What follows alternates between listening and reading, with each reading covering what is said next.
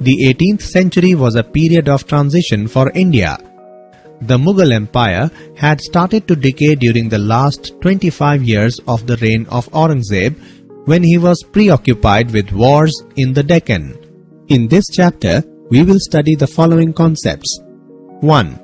The later Mughals and foreign invaders. 2. Rise of independent states. Decline of Mughal Empire. We have seen that the decline of the Mughal Empire started during the reign of Aurangzeb.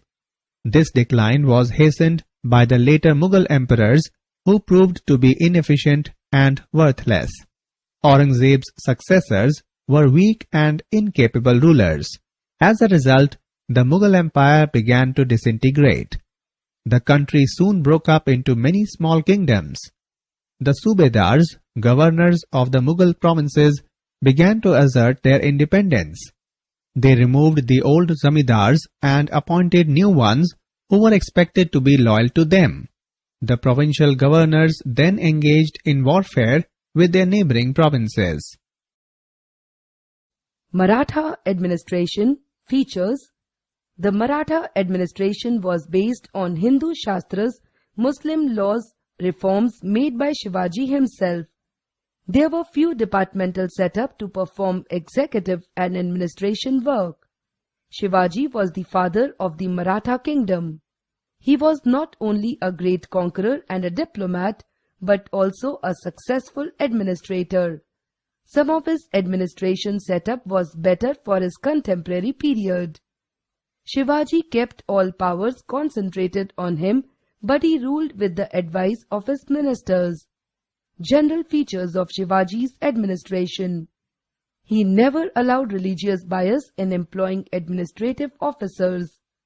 He assigned separate responsibilities to the ministers and they were made accountable. He made no office hereditary. In general, he did not assign jagirs to his civil and military officers. He gave special attention towards the administration of the forts. In matters of administration, he gave superior position to his civil officers as compared to military officers. He established Riyatwari system in revenue administration. The state kept direct contact with the farmers. Central administration. Astha Pradhan Mandal. He had a council of ministers to advise him on the matters of the state. The Peshwa was the first among ministers. The table shows administration and division of Astha Pradhan Mandal. The Peshwa, the Amatya or Majumdar, the Mantri or Vakyanavis, the Sachiv or Shurunavis, the Sumant or Dabir, the Senapati or Seninobat, the Pandit Rao or Danadhyaksha, the Nyayadhish. Fiscal system or revenue system. Revenue system. Taxable village land was measured and the produce was roughly assessed. The cultivators were levied 40% of their produce as land revenue.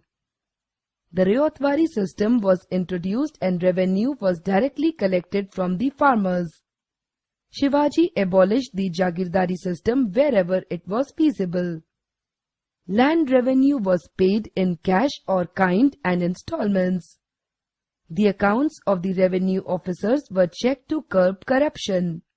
Shivaji introduced the collection of two taxes called the Chauth, protection against the invasion tax, and Sardeshmukhi, a tax exacted from conquered territories. Sardeshmukhi was an additional tax of 10% which Shivaji claimed. Judicial administration. Judicial administrative system was rather simple. The highest court was Hazar Majals, King's Court. The day-to-day administration was under village panchayats and the village patel decided criminal cases. Regular army. He maintained a regular army and paid them in cash. Guerrilla warfare. The guerrilla warfare was suitable in the geographical location of Maharashtra. It is a kind of surprise attacks on the enemy. Forts. The forts also served as military cantonments, so he concentrated on fort maintenance. In his kingdom there were about 280 forts. Division in the army. Army had 6 divisions, namely cavalry, infantry, camel battalions, elephant battalions, artillery and navy. Discipline in the army. Shivaji strictly disciplined the army. To kill or torture ladies and children, to loot the Brahmins, to spoil cultivation, etc. were punishable offences. Liberal religious policy. Shivaji proclaimed himself to be the protector of the Hindus, the Brahmins and the cows. But he did not destroy a single mosque, protected Muslim ladies and children. He employed Muslims in civil and military departments. Muslim soldiers. Shivaji had about 700 Muslim soldiers. Rise of independent states. These were caused by a number of factors. Aurangzeb had depleted the financial resources by fighting a long war in the Deccan. Disintegration of imperial administration. Emergence of powerful mansabdars. Decline in periodic remission of revenue to the capital by provincial governors. Revolt of peasants due to rise in tax. Invasion of foreigners who weakened the centre. Rivalry amongst the different factions of nobles to gain more favours. Bengal. The province of Bengal was the first to become independent of Mughal rule in the 18th century. It was ruled by Murshid Quli Khan from 1717 to 1727. He established his capital at Dhaka and named it Murshidabad. He was succeeded by Shamas-ud-Dawla 1727 to 1739 CE, Alivardi Khan 1739 to 1756 CE, and Siraj-ud-Dawla 1756 to 1757 CE. The above Nawabs reorganized the administration of the province. They dismissed the corrupt and inefficient Jagirdars and encouraged the growth of agriculture, trade and industry. They appointed new Jagirdars who were mostly Bengali Hindus. The Nawabs granted loans to poor cultivators but did not decrease the revenue demands. Thus, though the revenue of the province increased, the condition of the peasants remained deplorable. Nawab Alivardi Khan was greatly troubled by the Marathas.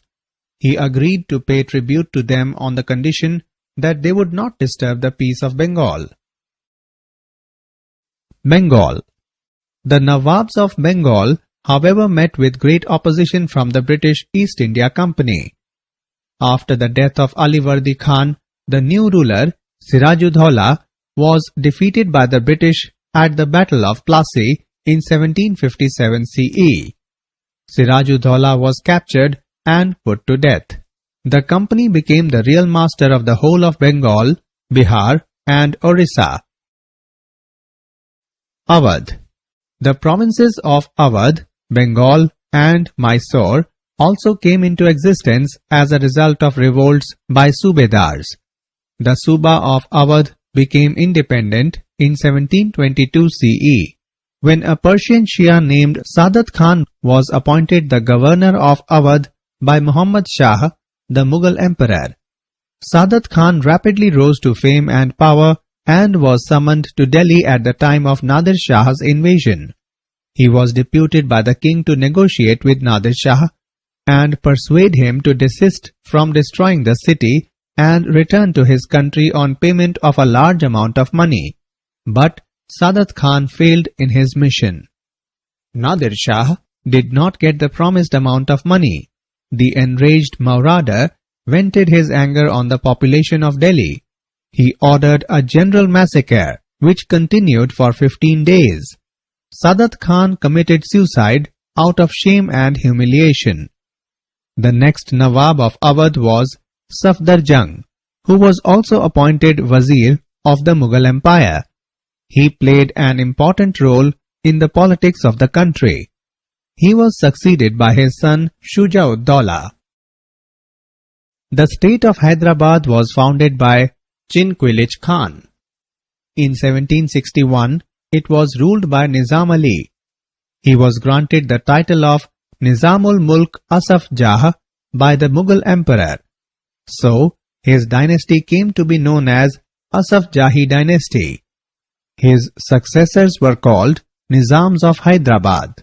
Though the Nizams never declared their freedom from Mughal rule, they governed Hyderabad state as independent rulers. In 1798, the Nizam of Hyderabad came under the protection of the East India Company. The state remained under British rule till 1947. It was finally merged with the Republic of India in 1948. Punjab. The 12 Missals of Guru Arjan Dev. Missal is a word that means alike and is akin to a fighting clan. There are 12 Missals of Sikhs in Punjab. Maharaja Ranjit Singh's ability to get the 12 Missals to cooperate was a critical factor in the ascendancy of his becoming the ruler of northwest India.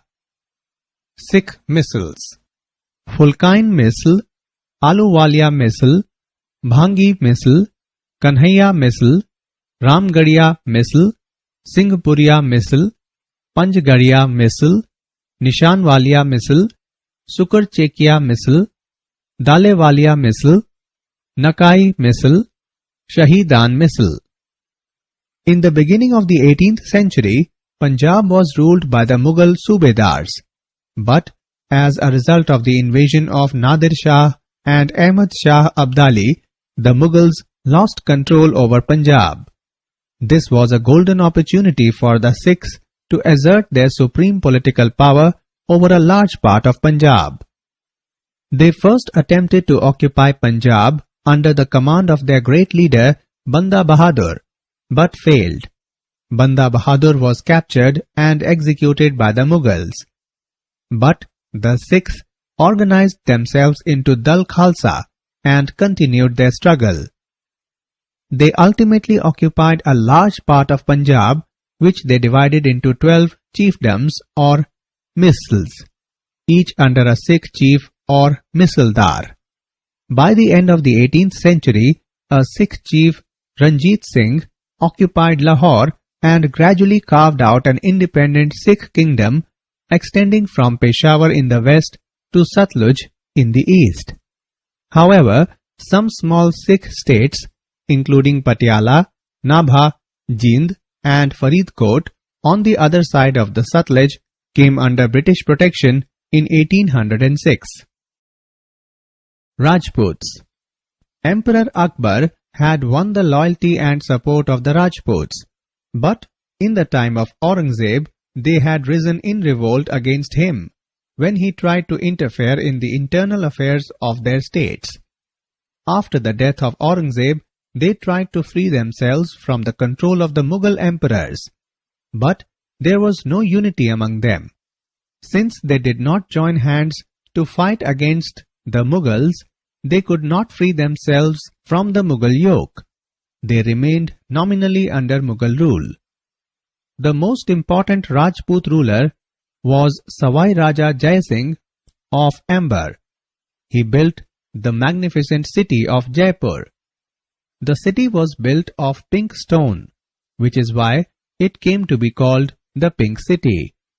He also built astronomical observatories, all called Jantar Mantar at Delhi, Jaipur, Banaras, Ujjain and Mathura. With the rise of the Jats and Marathas, the Rajputs lost their influence in the political affairs of the country. The fact that they were constantly at war with each other did not help matters at all. This constant warfare left them too weak and disorganized to fight against a common enemy.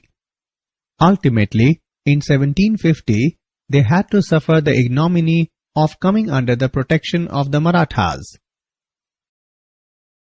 Jats. In 1669, the Jat peasantry led by a man called Gokhla rose up against Mughal rule. The Jats were punished severely, but they remained undaunted. The cause of the revolt was increase in land revenue. The tax on their produce, which had been 1/3 during Akbar's reign, had slowly been increased to almost 1/2. This was too heavy a burden for the peasantry to bear. But Aurangzeb did not reduce the tax because he needed money for maintaining his army. This imperial policy caused discontent among the Jats. There were many leaders of the likes of Churamal, Surajmal and Chhatrasal who organized the Jats into a strong military power and used this power against the Mughals.